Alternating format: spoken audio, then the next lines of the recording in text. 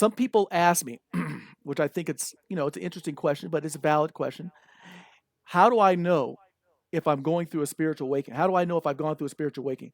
And I said, you'll know if you go through a spiritual awakening, you'll know. And I'll give you some examples.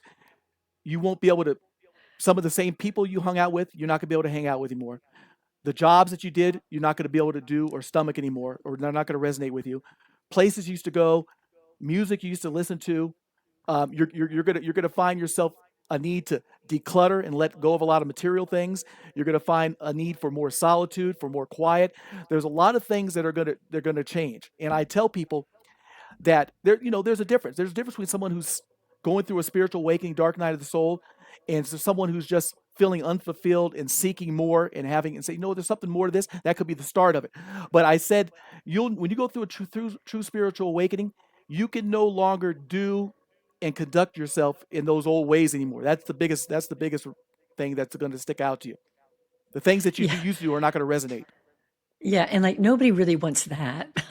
No, You know, on the other side is a lot of freedom, but nobody yeah, really wants that. no, they don't. Nobody wants to give up. They want Give the up. change without the change. Yeah, they You they know, want the you want change. all the good stuff. Of Yeah. course, that's what I tell people. Everybody loves when the universe opens doors and opportunities. Oh my God, great, wonderful, and that's great. And they're receptive to it, and okay, oh great, this is great. But I said you have to be receptive and just as open to those closed doors, even more so, because the universe can't get you to the open doors to the people that resonate with you, the true job you're supposed to be in, to connect you with your passion and purpose. If you're still holding on to that old life, that old way of doing things, the old way of thinking, the old way of perceiving, all those things.